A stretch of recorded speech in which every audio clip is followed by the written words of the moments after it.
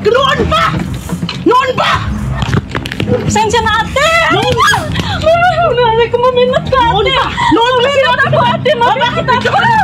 Kaya ka nagbibidyo-bidyo. Si Marvin tumawag. Si Marvin tumawag. Narinig ko. Ma'am Chris, sino po yung nananakit sa inyo doon sa video? Marivic Deliarte po. Marivic. Deliarte. Si Marivic Deliarte, kaano-ano niyo po? Kamag-anak po ng kinakasama niya. Okay. Opo, Yun idol. ang shortcut.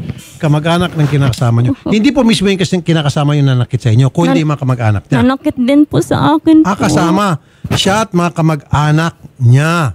Bakit po sila nananakit sa iyo doon sa video? Anong nangyari doon? Dahil lang po idol sa may tulo po sa baba, tumulo daw po yung tubig tapos bigla po ako inakyat po na sinuntok ko dito sigmura ko, hinila po yung buhok ko po. Tapos yung kuna po ng anak ko, napunta po dito sa tiyan ko. Nagalit po siya, doon po siya sa baba po, Sir Idol. Sino pong unang nanakit po? Yung kamag-anak o yung mismong live-in partner niyo po, ma'am? Ano po, kamag-anak po ng ano po, kalipin ko po, Idol. Anong pangalan po? Marivic Deliarte, tsaka si... Ayun yun nasa video. Opo, tapos yung si Edwin. Tito po niya. Marivic, Edwin, okay. Edwin Almansor. Okay. Joshua Almansor. Joshua, ang dami na. Opo, Florenia. Almansor. Florenia, okay. Tapos, kasama pa si Marvin. Huli na po yan si Marvin po. So, ibig sabihin, 1, 2, 3, 4, 5. 5 ang nanakit. Meron po kay medico, ano po? Opo, nagpa-medical po ako kahapon po ito sa pasa ko po. Okay, o may mga pasanga si nanay, si ma'am, pinapakita niya. May anak po kayo. Opo, nasa labas po. Ilan po yung... 3 po. Okay. Ginawa ba ito sa harap ng anak nyo? Opo, ginawa O di po. ka patong-patong na kaso itong mga abot. Umiyak po yung anak ko po, yung si Chrislyn, habang hinihila po yung buhok ko. Yung tiyan ko po. Sinuntok po. Tapos sa barangay, hindi po ako pinapansin kasi may kamag-anak po yan nagtrabaho sa barangay. Okay, kausapin na po natin, Nay. Si Cristina Bernados, MSWDO, Cainta. Christina, magandang hapon po, Ma'am Cristina. Magandang hapon po, Sir Idol. Apo. Madam, alam niyo na po itong kasong ito, Ma'am? Yung po, late na po ako dumating kasi may nirescue po akong minor. Opo. So, ang naabutan ko lang po na aligasyon, sinodam na hindi magalit, asawa niya daw po galing sa trabaho. Okay. Pagdating po na malengkit pa, nagluto, tapos pinakain po yung dalawang anak nila eh. Okay.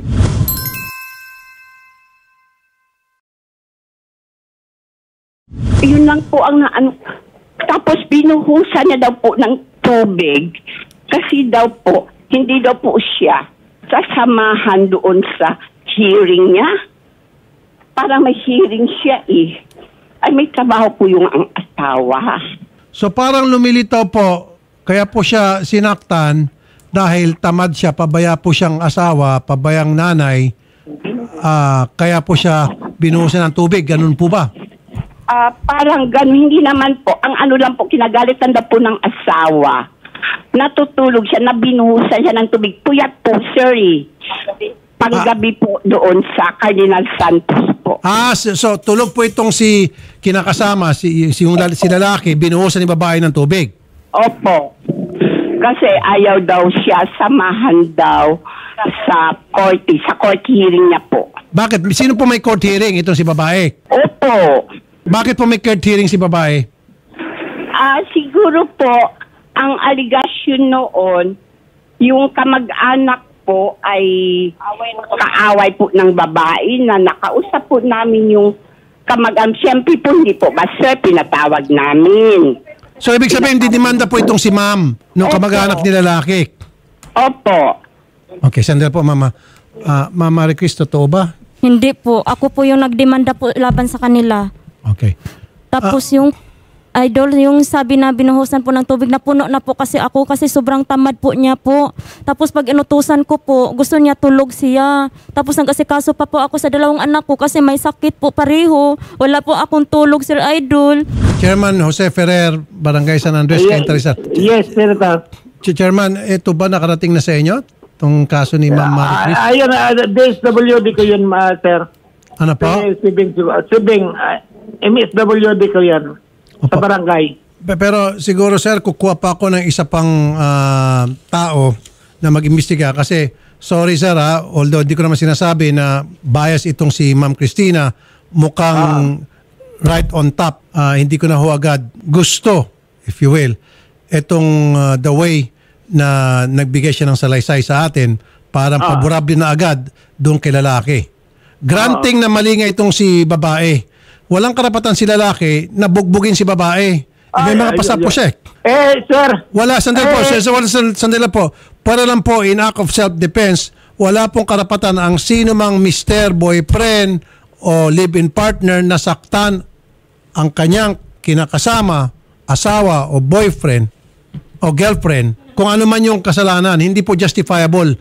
Yung tamad siya, hindi siya pabaya siyang misis, pabaya siyang nanay, hindi po sapat na dahilan yung para saktan agad siya ni lalaki. Nag-guess niyo po, Chairman? Yes, sir. Base po sa sinasabi ng inyong MSWDO, para bang sinisisi niya itong si babae dahil si lalaking punong-puno na dahil sa katamaran ni babae, hindi po magandang dating sa akin yun. Siguro po, MSWD, hindi na po MSWD, kundi Odette, DSWD siguro pa imbestigahan natin. Padala tayo ng DSWD.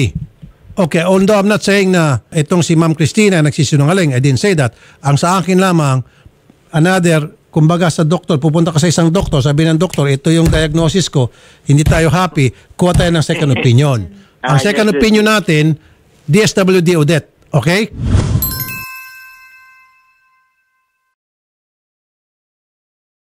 Ma'am, papaimbestiga kami sa DSWD kasi may sinasabi po si Ma'am Christina ng MSWD ng barangay, para bang ikaw ay pabayang asawa, pabayang nanay, at makulit, kaya yan ang sinapit mo. Hindi po totoo. Again, sa akin naman, granting na totoo yan, pero walang karapatan ng sino mang lalaki nasaktan ang kanyang girlfriend man, asawa man. Pati ulo ko po, kinakasama. sinuntok po. Kasi doon po sa video, kayo pong sinasaktan eh. Opo. Chairman, Ay, sir. you agree with me? Yes, sir. Yes, tama yun. Walang isa man makapanakit sa isang kapwa niya. Yes. Lalo na doon sa video, sir, kitang-kita naman, sir, na ang sinasaktan si Ma'am Marie Chris. Siguro, sir, kailangan yung inyo po mga MSWDO, medyo iyan nyo po siguro, isa-ilalim nyo sa isang training o seminar kung paano po mag-handle ng investigation. Dapat po maging fair. At dapat po iwasan yung victim blaming.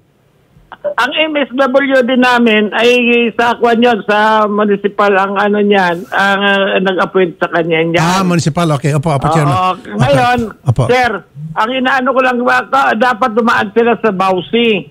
Opo. May Bausi naman kami, 24 hours yan. Okay. Pwede ho Yes, ba, sa barangay. pwede ho ba, Chairman? Okay, sige. Ito pala si Ma'am Christina sa City Hall pala to.